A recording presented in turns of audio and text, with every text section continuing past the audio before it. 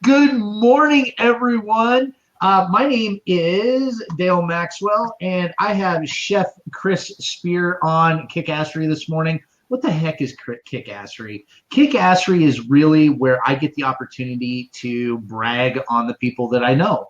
And that's pretty much what this has turned into, where I go into I have found that I have a pretty deep reservoir of amazing people in my life. And I reach out to him and I say, hey, Chef Sprear, do you want to be on Kickassery? And he says, the hell are you talking about? What is this thing?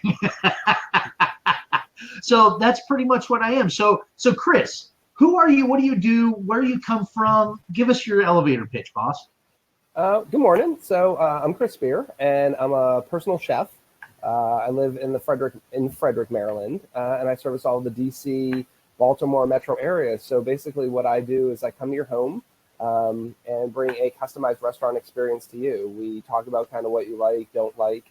I do all the shopping, and then I show up to your house with all my china, linen napkins. I set the table, and we have a fun dining experience. So, professionally, that's what I'm doing right now.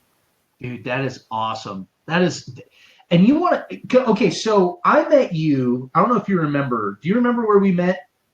A Chamber of Commerce business card exchange at Yes, a catering company, maybe? No, I don't think it was a It was catering. one of the exchanges, but I don't remember which one it was.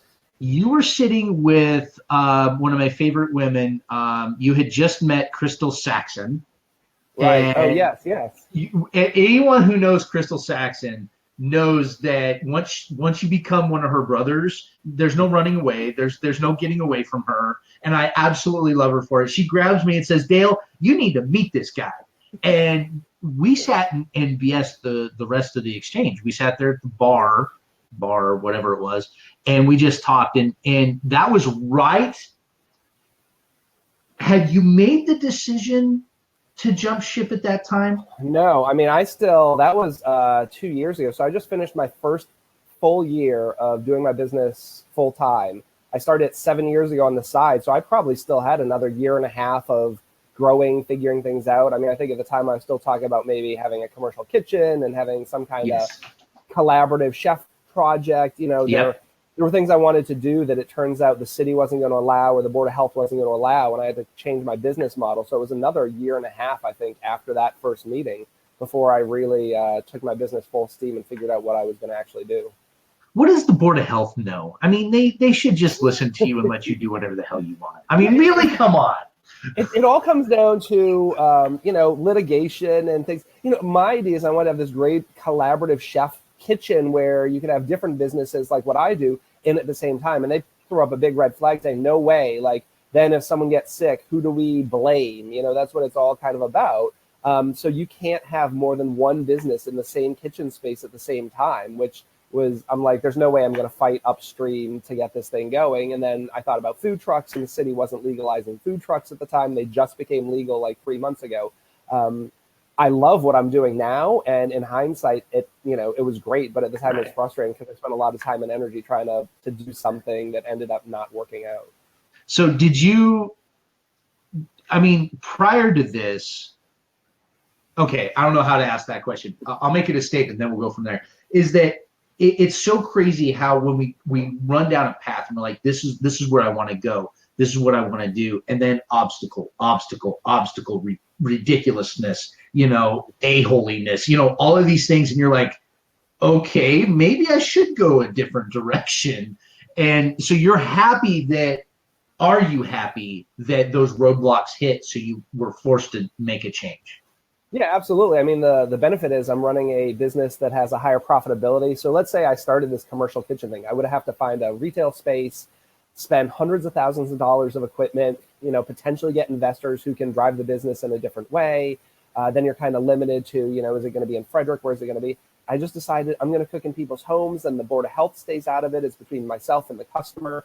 I don't need any equipment because I'm coming to Dale's house. I'm using Dale's oven and his stove, and all I need is the china. And now I can run a business that's, 85% profit on an event as opposed to like a 2%, There you go. But I just, it took working through those obstacles to figure out what the business was actually going to look like.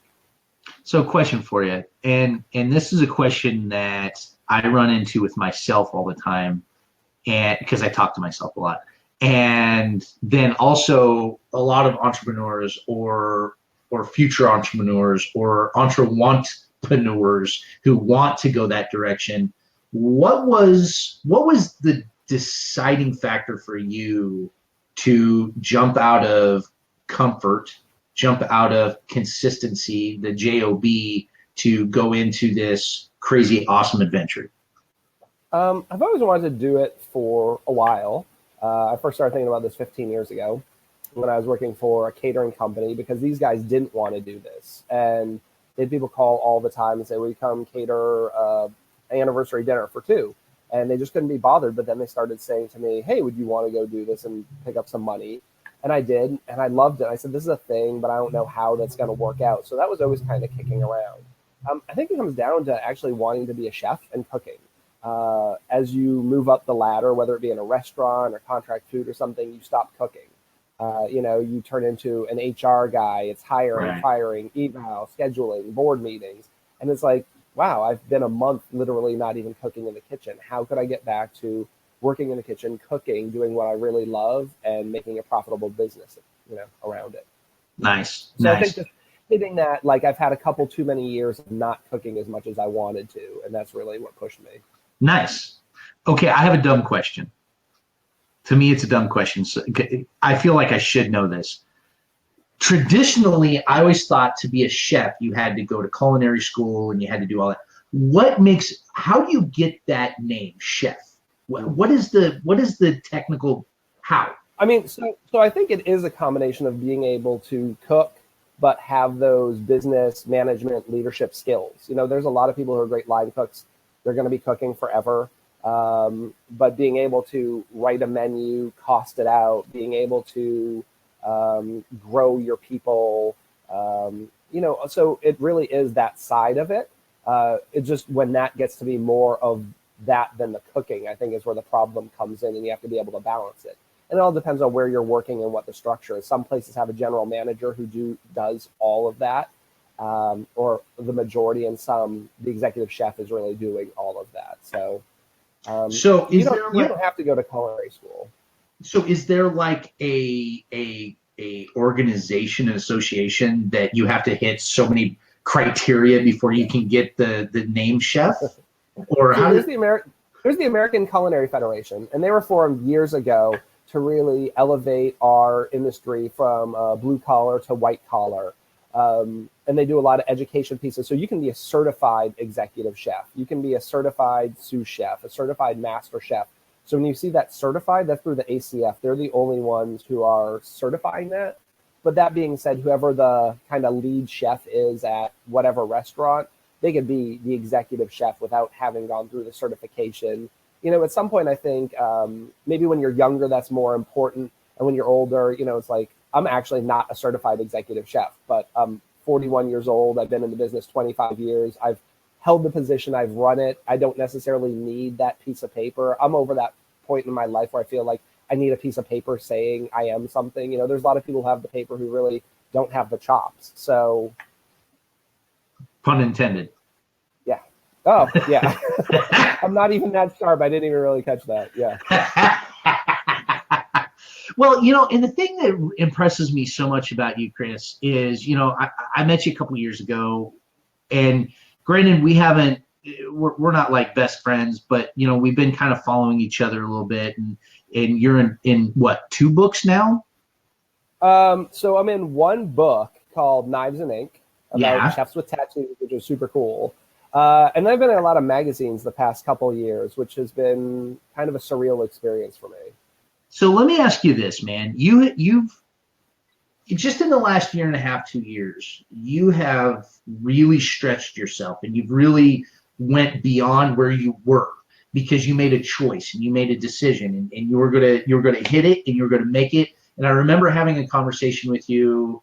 I think it was at Barnes and Noble one day. Yeah. You took time for me, and I really appreciate that. And you sat down and we had this great conversation, and you basically said, you're like, this is what I'm doing, and I'm going to do it until it doesn't work anymore, and then I'll figure out the next step.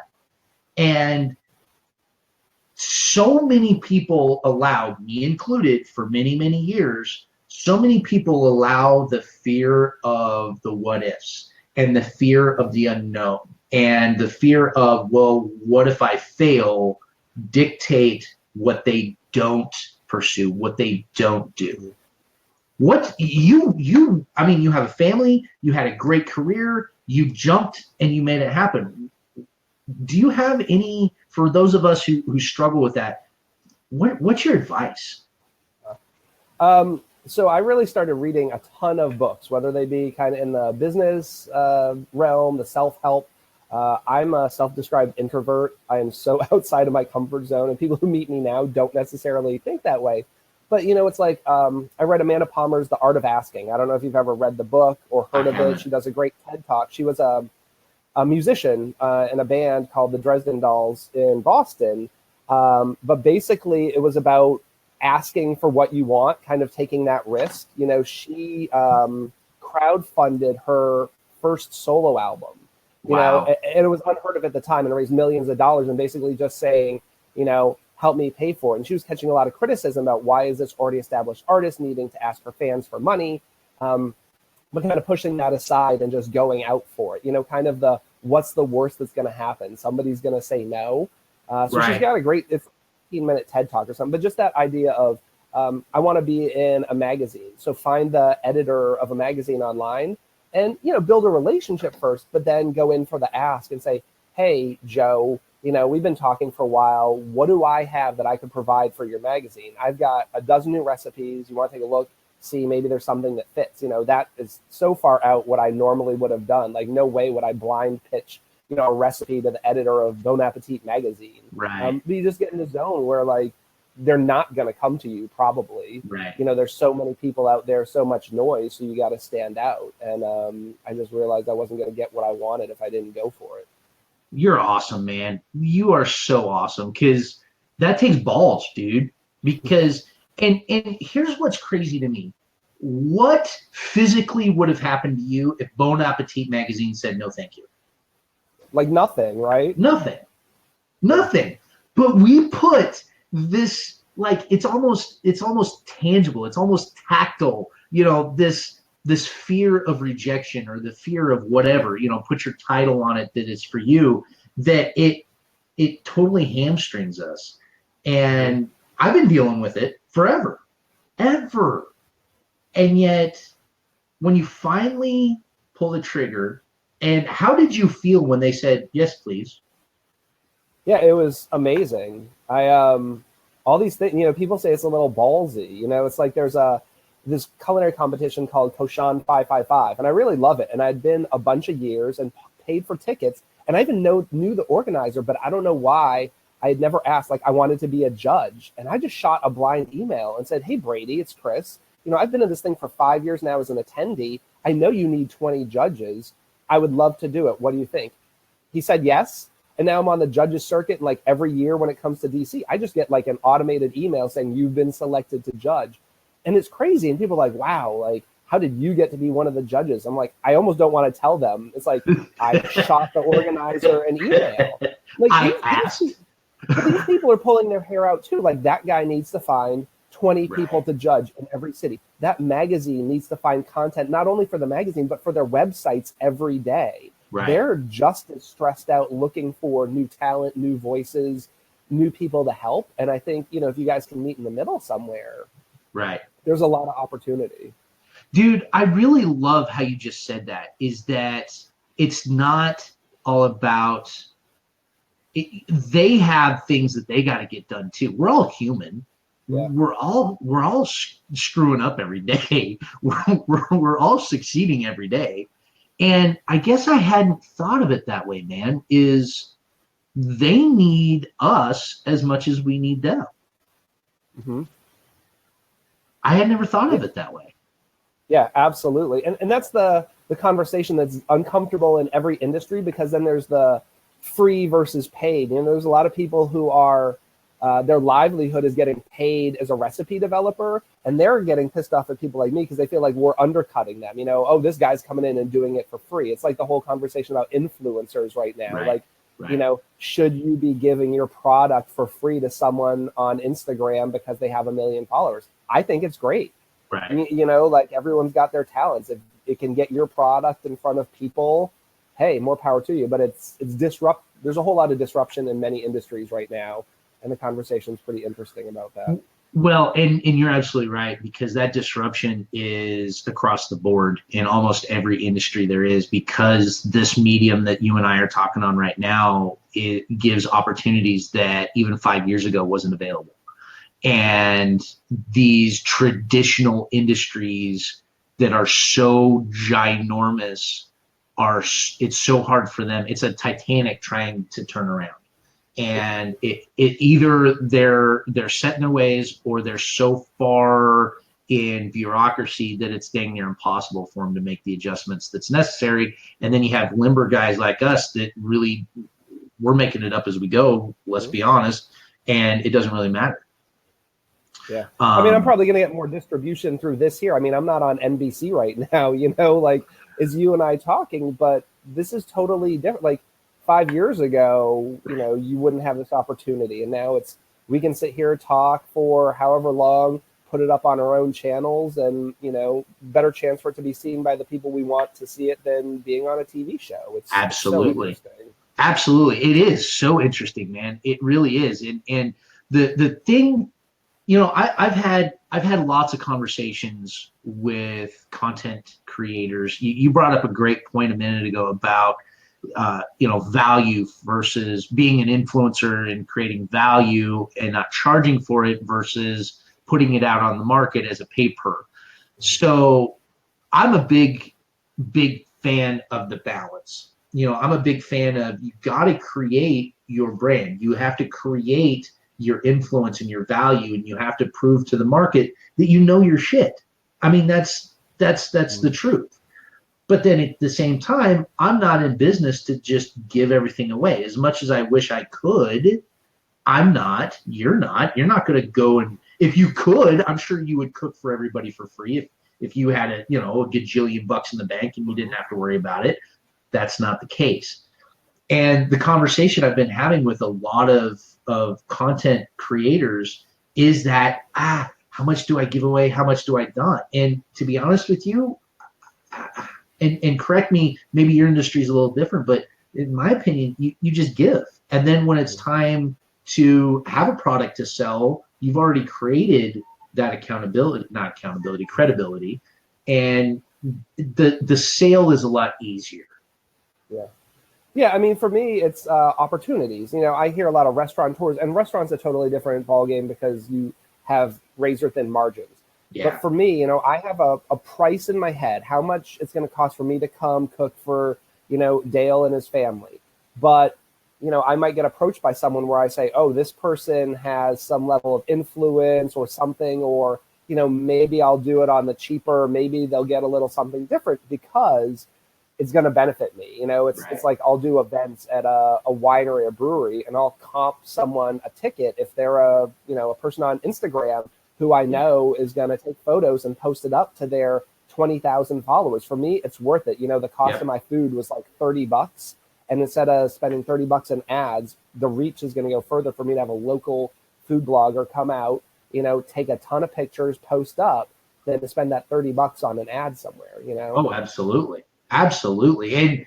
And it's funny. I do a lot of Ubering. And of course, I pick up a lot of cooks, and I pick up a lot of restaurant managers. And to be honest with you, to be a restaurateur is equal parts balls, equal parts crazy, in my opinion. Because it's one of the highest fail business models there is. But if you have something that works, it's amazing. And the thing that I loved about when you and I talked about what you were doing with Perfect Little Bites is that, and I think you already mentioned it, is that all of that overhead and all of that liability goes out the window because you don't have that. Yeah. Yeah, I mean, and that's it. I'm really not a risky person. So for me, it was setting up a business in a traditionally risky environment with kind of some risk mitigation. Right. It's how do I not have to take out a lease on a place? How do I not be tied down to a physical location that I don't even know if this is the right market for it? Right. Having a whole bunch of employees who I have to manage who may not be good. It's like I have zero physical location that I have to rent, zero huge capital expenses, no employees. It's I can keep it lean and mean, and it's mobile. Tomorrow, if I move, like you recently moved. If I moved cross country, I could take this business with me. I've already branded it. I've got all my stuff. I can throw it in the car, move to St. Louis, and open Perfect Little Bites there. Yep. It's super flexible. And you're not working 14-hour days, I'm guessing. No, and it's there are 14-hour days, but it's kind of broken up at kind of Right. my pace. If it's 14 hours, it's because that's how long it took me. But it might be, prep for 5 hours, take a nice lunch break, pick my kids up from school, work for a couple more hours. It's not like this grind of like 14 hours straight. I have had those days, but Well, not yeah. as many as I used to. Right. I mean, as a restaurateur, I mean, those guys, man, they're grinding out 10, 12, 14-hour days, 5, 6 days a week. And, as soon as you become a manager, then that's all you're doing. And I And don't think you have to. I think there's a lot of this ego with chefs, kind of like if you're not working this 18-hour day, you're not a chef. I feel like quite often you're not managing your business properly. You're not training your people. There's a whole conversation. I've had this debate with a lot of people. I used to work in a place where I could go on a week's vacation and not get a single phone call or text or whatever because I put the people in place to run the business when I wasn't there. And they could do the ordering. They could handle an issue if there was a call out. They could create specials. I think a lot of people want to feel indispensable and they're not necessarily training their people properly, whether they don't know how or they don't want to. So I don't think you always have to be there. I think it's like an addiction. Like they want to be there. and that's a good addiction. I like that. Now, do you feel that because there's a lot of industries, and my wife's in the military, and the military is another industry that does this a lot, where there are people who are promoted into positions because of their skill level that they have in X. We'll say a line cook. A line cook is a phenomenal line cook. So they get promoted to executive chef because they're such an amazing line cook.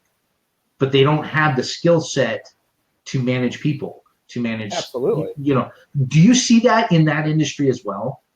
Yeah, I think because you're always kind of looking at the try it before you buy it model, and it's like what you have with that cook, and hopefully you can grow them, which is where I think you always should be growing. I see a lot of times you've got these line cooks who you haven't really invested a lot in, and then a position opens up, and you just can't find the next sous chef, so you promote them, but you haven't been spending the 2 years to really groom them for the position.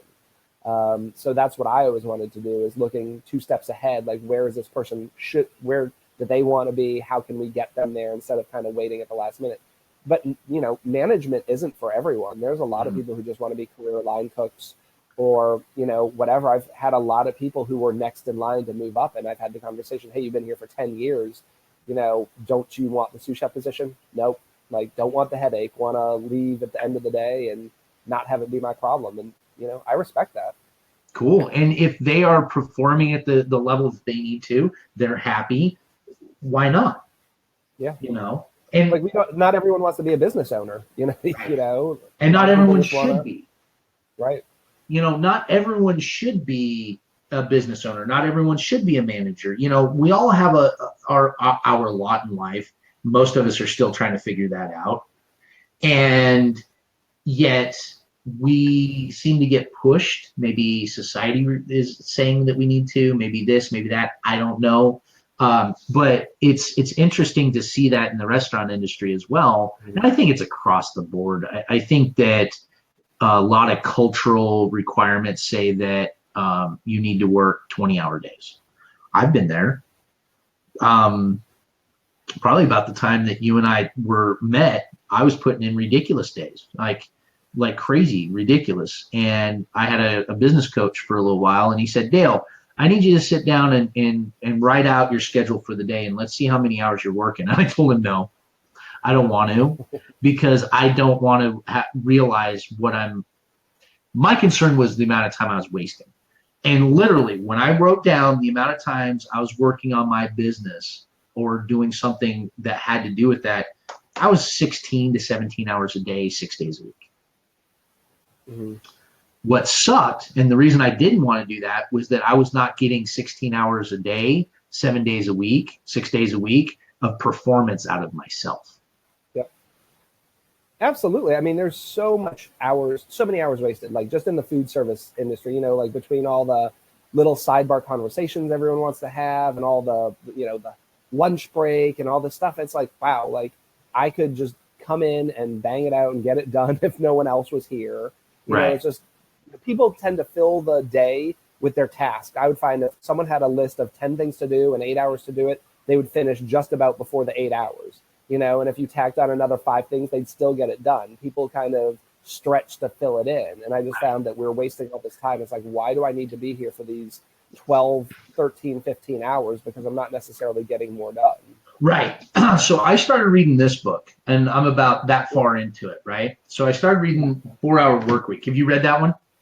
Yeah, that's probably one of the first ones that I read once I started doing all these books in that kind of realm. I love Tim and all of his books.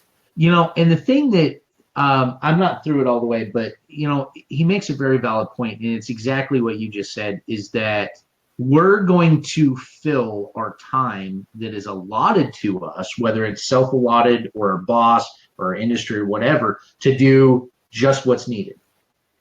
And I love, and I'm really trying to implement this myself, is do your task list, figure out what you need to do, and get it done. And then guess what? When you're finished with it, walk away because you're finished. And how many industries and how many businesses would be amazing if you walked in, we'll talk restaurants, you know, you walk in and you say, okay, and I don't know the terms and their job descriptions, but sous chef, here's your list of things to do today, get it done. And as soon as you're finished with it, you can go home. Yeah. I don't know all the details, but we had a delivery company who used to deliver food for us. And the first company we had, I believe the employees were paid by like just getting the job done. They had to deliver to 20 routes, and when they were done, they could go home. And these guys were super fast. And then we switched and we had another company, and these guys were paid for 8-hour days, and they were slow as anything. Like, I guarantee you, if I said to my cooks or whoever, if you said to your employees, here's what you need to get done today, I'm going to pay you for a full day's work, you go home when it's all done, they would get it done. Yeah. You know? But it's like, no, I'm here for 8 hours. Like, if I just work faster, all I'm going to have to do is do more work. That tends to be the mindset. Right. You know, with managers, I've been salary for the past, 15 years, and they just expect you to be there. It's like, why? To babysit? Like, I've trained these people. They can run the ship. Like, give me a call if there's an emergency, but they'll be fine. And that right there, Chef Sprear, is trust and faith in your team. That's it in my opinion, is if you have trust and faith in your team that things aren't going to fall apart just because you're not there, that empowers them to do their job. They're not sitting there going, well, but Chef Sprear, how do I do this and how do I do this? Well, you know what to do, just do it, and then we'll talk about it. Mm-hmm. I think, your best experiences have probably your best learning experiences have come from mistakes, right? I think you have to give people the opportunity to fail. I would love for my cooks to create a dish on their own, and run with it. Or say, hey, you want to learn how to do the order? Great, go do the produce order. Like, they might forget to order a case of pineapple. Okay, well, they're probably not going to forget next time because they forgot this time. Exactly. Like, what's the worst that's going to happen? And giving these people some leeway, and that's how you grow people. Yeah. And being a micromanager stifles that. Being a control freak does not allow growth in your program because you are the glass ceiling. With all your reading, how much did you read of John Maxwell? Only a little, not much, but he's on my list. Okay. 21, do I have it up here? Yeah, hold on a second. 21 Irrefutable Laws of Leadership. That should be on your list because he talks about that right there. It's called the glass ceiling or the law of the lid. And he really talks about heavily about stifling your program because you're not allowing growth. You're not getting out of everyone else's way. And he also, back in the day, and I haven't heard him talk about this very often anymore, but he used to talk about working yourself out of a job, out of your managerial job, is going from a manager to a leader and just working yourself out of a job, meaning that you empower your people, you educate your people so you don't have to manage them. You can set the expectations, you can set the direction in which you're going and let them go and let them do it. So you're no longer having to manage them, you're leading them. And I love that, working yourself out of a job. And it's hard. And I don't know if you know, I worked for IKEA for a couple of years. I don't know if you ever had this conversation. I remember something about it. Yeah. So, when I went there, a lot of people say, you're crazy. Why are you going to go work there? Because they're an amazing company. And for me, it was filling in those pockets where I needed to learn. So like to that effect, every manager who works for them, one day a month has to be the store manager on duty, and you call all the shots. Wow. So I'm a restaurant guy, and now one day a month I've got to put on the yellow shirt, walk the floor, and solve all the problems. Like if it snows, I'm the one deciding to close the store today. Do you know how many thousands of dollars impact? I mean, as terrifying as for me, think about them relinquishing that. So you've got a trained general manager who's just going to throw her hands up and say, Chris, the 24-year-old restaurant manager, is going to decide today whether or not we close or open. Wow. But really empowering people to make those decisions. You're on the floor and someone stops you and says, hey, there's a couch very similar at Target for $200 less. Will you price match? I mean, there's people there who can provide you insight, but you got to kind of go with it. And just that kind of thing, So I spent 2 years working for them, and it was great to build my managerial experience, to be able to hire and fire when necessary, to be able to properly evaluate employees, like all kinds of stuff. The marketing alone, I've written whole pieces on the internet that, so much you can. That's awesome, man. You have such a round experience that I don't know of any other cooks or chefs or anything that has had that kind of experience. And I love how you're taking the leadership aspect, or have taken it, and you ran with it. It's the easy way and the right way are not always the same way. Usually it takes more effort to do the right thing. And leadership is hard, man. Relinquishing control is hard. Taking the reins of an entire IKEA store and running with it is hard. And here's a lesson that was really, really hard for me to learn: to allow others to fail. You just said it a few minutes ago. That was probably as a leader, that was probably one of the hardest lessons for me to learn. Leading others is allowing them to fail when I see the fix. I see what's coming down the line because I've done that. I failed at it. I sucked at it, and I know what to do. But to give the counsel and say, okay, here's what's coming down, your choice, and to just watch that train just go. And I think the challenge for me is going to be if and when I have employees, because it is a very different story when it's not your business, right? So it's easy for me to allow someone to fail in a restaurant environment that I don't have as much skin in the game. It's a very different story. Let's say now I hire a cook and send him out on a job. It is going to be very different. I realize that for me to say, well, if he screws up, that could potentially tank my whole business that I own.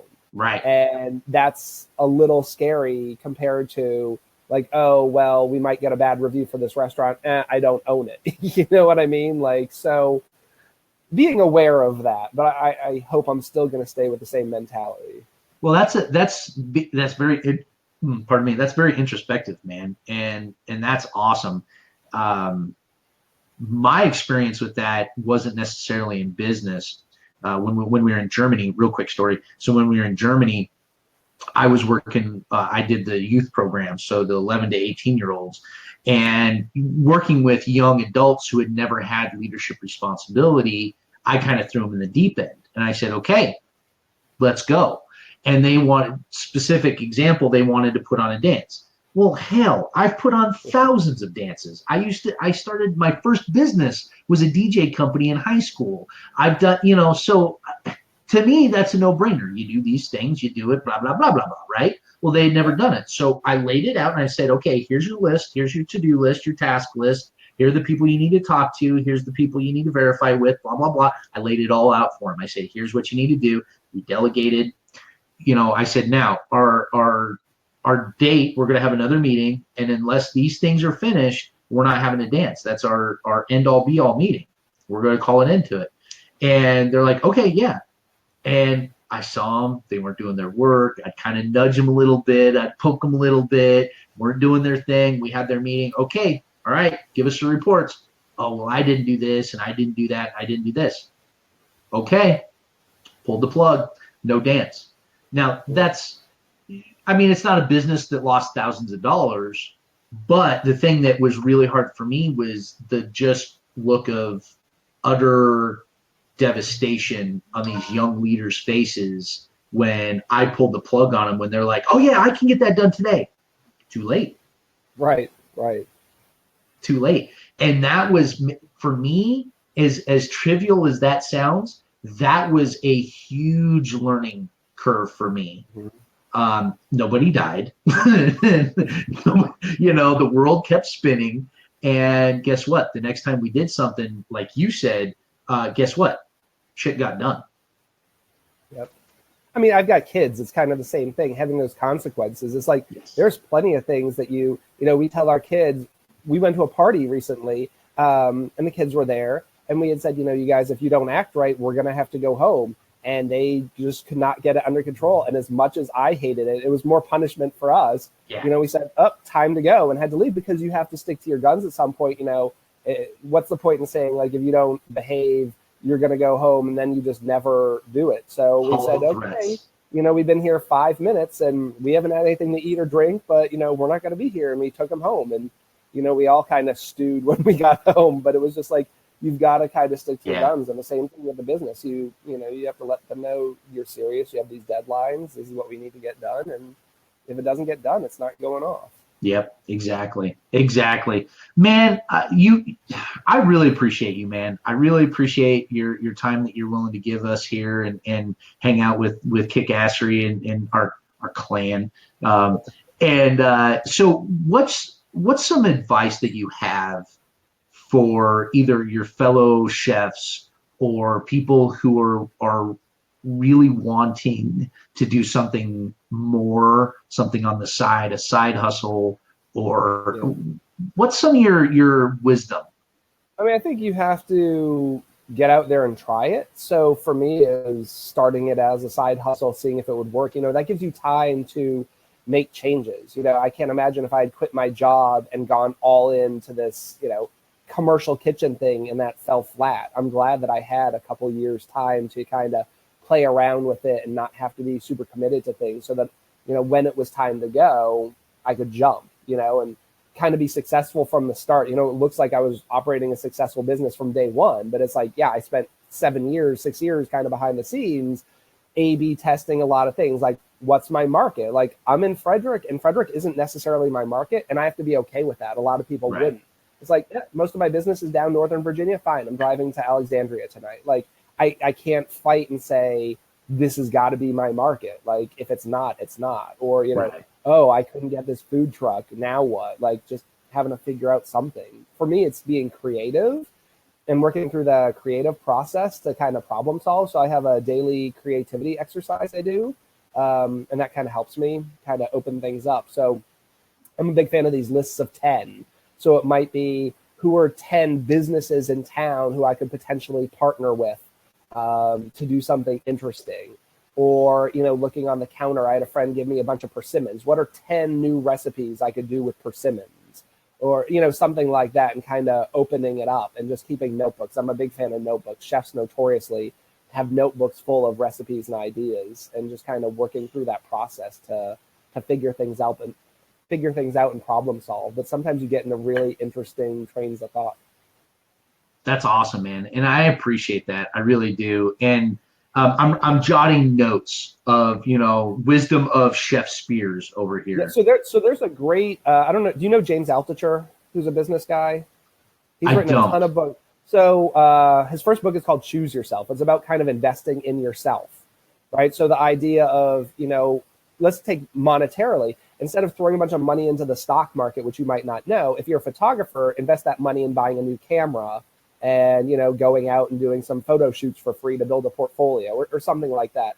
But he and his wife wrote a book called Become an Idea Machine. And their thesis is that the more you build this creativity muscle, the more thoughts kind of come to you freeform. So it's a workbook of 180 days of just, if you were to create a car with 10 new features, what would it be? If you were to sit down and have dinner with 10 people, who would they be and why? Or, things like that. And it's really just an exercise to build your brain and kind of get in that creative thought. So I took that over once I finished their book and just kind of kept doing those kind of in a very tactical sense. So who are 10 people today that I will email to kind of pitch my business to, and just kind There you of, go. Do you see your title, the title of your book down there? Yes. We'll see something like that. I'm sure of it. Yeah, maybe, and for me, it's just kind of assembling things together. I never try and pretend that I've got all these great new ideas. It's just a combination of everything. I think the best thing you do is read a lot, do a lot, talk to a lot of people, kind of combine it and find out what works for you. I'm never going to sit here and say, I came up with this great idea to become an idea machine. It's like, no, I just want to share with you the resources. Right. There's this guy, he's got a podcast. He's very much like Tim Ferriss, same kind of realm. Has a lot of guests. He does a podcast that's on every couple days and has all these books, and they've been tremendously helpful for me. Nice. Man, I'll let you go. I appreciate your time. I really, really do, Chef Spear. And I'm super excited to see all of what you have coming up. You've kind of, over the last year or so, kind of dropped a couple hints to me what you're working on, and I'm super stoked to see it. I'm really excited to, in even a very outside way, to be a part of it, even if it's just talking to you about it. So keep us in touch and keep us in the loop. If you don't mind, once we're finished here, would you mind putting your contact info down in the comments so we all know how to get a hold of you and whatnot? And I'm also, just so everyone else knows here on Kickassery, as a reminder, I'm also building a YouTube channel with all of our Kickasseries as well. I'm wanting to get a few of these on there before we actually launch it. It's kind of messy right now, so it's not ready to throw out. But yeah, dude, thank you so much. Any last words to everyone? No, just, if anyone wants to talk to me or anything, just find me. So my business is Perfect Little Bites. So that's me kind of across everywhere. Perfect Little Bites on Facebook and Instagram and Twitter. My email address is perfectlittlebites@gmail.com, and my website is perfectlittlebites.com. But, I love meeting new people, and whether it be about food, if you have a question about a recipe or a suggestion for a cookbook, hit me up. But if it's, business, right now I'm starting a new business project that's kind of, its goal is to help food entrepreneurs and build a community around that. So I just love kind of working with people and helping them grow their business. Like, I want to have an open business model. If anyone wants to do what I do, I have no secrets. I'll tell you how I did it and the road bumps I hit. But anything I can share for advice, I would love to. Awesome, man. Awesome. Well, we might have you on here in the near future, and you can share a recipe or two with us. How's that sound? Sounds great. All right, man. Chris, I appreciate your time. Everyone, thank you guys. I appreciate you. I got to finish up here with Chef Spear because I'm back-to-back today. This week, dude, has been insane. I opened up my schedule, and everyone just went, we're jumping in the pool. Let's make this happen. So, brother, I thank you. Appreciate it. Please make sure you throw your contact info in the comments. Everybody else, have an awesome rest of your day. I'll be back here in about, 45 minutes, half an hour to do another one of these. Yeah, guys, keep smiling because guess what? Somebody needs it. We'll talk to you soon. Hang out with me for just a second, Chef.